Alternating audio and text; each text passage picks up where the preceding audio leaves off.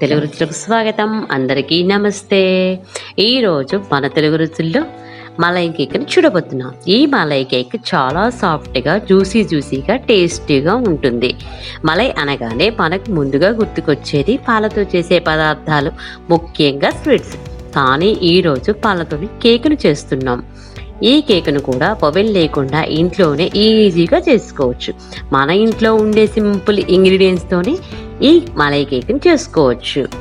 మనం కేక్ అంటే న్యూ ఇయర్స్కి, బర్త్డే పార్టీస్కి కట్ చేస్తాం. వాటిలో విప్పింగ్ క్రీమ్ ఉంటుంది. కానీ అలాంటి క్రీమ్ ఏమీ అవసరం లేకుండా క్రీమ్ ఉన్న కేకు లాగానే ఉంటుంది. ఈ వీడియోని చివరి వరకు చూసి మీరు కూడా ట్రై చేయండి. ఇంకే మాత్రం ఆలస్యం చేయకుండా వీడియోకి వెళ్ళిపోదాం.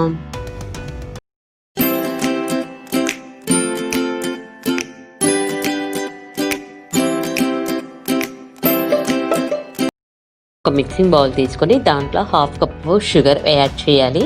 ఒక స్ట్రైనర్ పెట్టుకొని దానిపైన ఒక కప్పు మైదా పిండి వేయాలి. దీంట్లో ఒక table spoon baking powder, half table spoon baking soda వేయాలి. ఇవన్నీ వేసుకున్న తర్వాత ఈ పిండిని మొత్తం జల్లించుకోవాలి. ఇలా జల్లించడం వల్ల పిండి అనేది మనకి సాఫ్ట్గా ఉంటుందన్నమాట. అప్పుడు కేక్ అనేది చాలా సాఫ్ట్గా వస్తుంది. ఇప్పుడు ఒకసారి వీటన్నిటిని మిక్స్ చేసుకోవాలి. దీంట్లో 3 టేబుల్ స్పూన్స్ ఆయిల్ని వేయాలి. ఈ ఆయిల్ అనేది సన్ఫ్లవర్ ఆయిల్ కానీ రిఫైండ్ ఆయిల్ కానీ యాడ్ చేయాలి. ఫ్లేవర్ ఆయిల్ ఏవి వేయకూడదు. అందుకని సన్ఫ్లవర్ కానీ రిఫైండ్ ఆయిల్ కానీ వేయాలి. ఇప్పుడు ఇవి వేసిన తర్వాత ఒకసారి మళ్ళీ మిక్స్ చేసుకోవాలి. ఈ కేక్ బ్యాటర్ అంతా మనం మిల్క్తోనే పిండిని మొత్తం కలుపుకోవాలి. చాలా జాగ్రత్తగా లంప్స్ లేకుండా పిండిని ఇలా విస్కర్ సహాయంతో కలుపుకుంటే మనకి చాలా స్మూత్గా వస్తుందన్నమాట. ఈ విధంగా పిండిని ప్రిపేర్ చేసుకోవాలి. ఈ బ్యాటర్ అనేది ఎంత సాఫ్ట్గా వస్తే అప్పుడు మనకి కేక్ అనేది చాలా సాఫ్ట్గా వస్తుంది. అందుకని కొద్దిగా పాలని యాడ్ చేసుకుంటూ మాత్రమే పిండిని కలుపుకోవాలి. ఈ వీడియోలో చూపించిన విధంగా మీరు ఒకే డైరెక్షన్లో పిండిని మొత్తం కలుపుకోవాలి. ఇప్పుడు ఇంకొన్ని పాలను యాడ్ చేసుకొని కలుపుకోవాలి. ఈ మొత్తం పిండిని కలపడానికి నాకు ఒక హాఫ్ కప్పు వరకు మిల్క్ సరిపోయాయి అనమాట. ఒక కప్పు మైదాకి హాఫ్ కప్పు మిల్క్ సరిపోయాయి. అలాగే half table spoon vanilla essence కూడా వేసిన తర్వాత ఇది కూడా బాగా పిండిలో కలిసేంత వరకు కలుపుకోవాలి. ఇదంతా ఇలా విస్కర్తో కలిపితేనే మనకి పిండి స్మూత్ అవుతుంది. మీ దగ్గర విస్కర్ లేకపోతే ఒక స్పూన్తో అయినా కలుపుకోవచ్చు. ఇప్పుడు ప్యాచ్లతో ఒకసారి కట్ అండ్ ఫోల్డ్ మోడల్లో ఇలా కలిపేసుకోవాలి పిండిని. తర్వాత ఒక గిన్నె పెట్టుకొని దాంట్లో 2 గ్లాసెస్ వాటర్ని యాడ్ చేసి ఒక 5 మినిట్స్ అది బాయిల్ చేసుకోవాలి వాటర్ని. ఈలోపు కేక్ ప్యాన్కి ఆయిల్ రాసేసుకొని ఉంచుకున్న ప్యాన్లో ఈ కేక్ బ్యాటర్ అంతా యాడ్ చేయాలన్నమాట. ఈ బ్యాటర్ అనేది ఈ విధంగా రావాలన్నమాట. అప్పుడే మనకి కేక్ అనేది చాలా సాఫ్ట్గా వస్తుంది. ఇలా ఒకసారి ట్యాప్ చేసేసి ముందుగానే మనం బాయిల్ చేసుకున్న వాటర్లోకి స్టాండ్ని పెట్టేసి ఈ కేక్ ప్యాన్ని పెట్టేసుకోవాలి.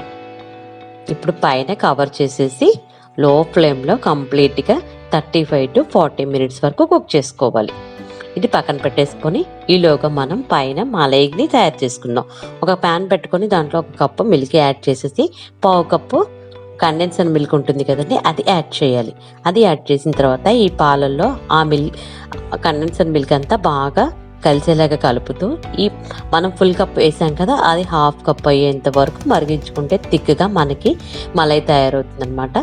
ఇది కేక్ మీద యాడ్ చేస్తే ఈ మలై వల్ల అది చాలా జ్యూసీగా, టేస్టీగా మనకి కేక్ రెడీ అయిపోతుంది అనమాట. ఇప్పుడు ఇది కుక్ అయిపోయింది కదా, స్టవ్ ఆపేసేసి ఒకసారి కేక్ ఎలా ఉడికిందో చూద్దాం. చాక్ పెట్టి చూస్తే మనకేమి అంటుకోలేదంటే కేక్ కంప్లీట్గా మనకి రెడీ అయిపోయినట్టే. ఇప్పుడు ఈ కేక్ పైన ఒక స్పోక్ తీసుకొని దానిపైన చిన్న హోల్స్ వేసుకోవాలి.